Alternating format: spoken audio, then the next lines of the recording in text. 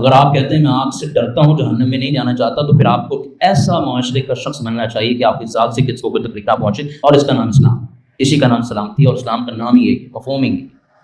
ٹھیک ہے، رہی بات قرآن کریم میں وَإِن مِنكُمْ إِلَّا وَارِدُهَا، میں یہ سمجھتا ہوں یہ ایک ایسی بات ہے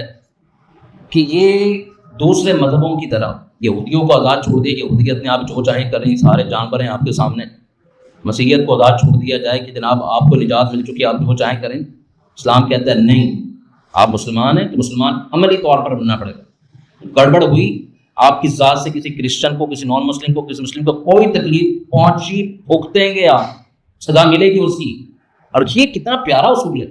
تو اس کی وجہ سے آپ کی سوسائٹی پر اچھا اثر پڑے۔ اس سے تو آپ کو خوش ہونا چاہیے تھا، یہ قریب آنا چاہیے تھا، آگ کا ڈر آپ کو جو ہے وہ اس کا اچھا اثر امپیکٹ پڑنا چاہیے، بجائے اس کے کہ جو آپ کو دنیاوی اور اخروی آگ سے جو مذہب بچا رہا ہے آپ اس سے دور ہو رہے ہیں۔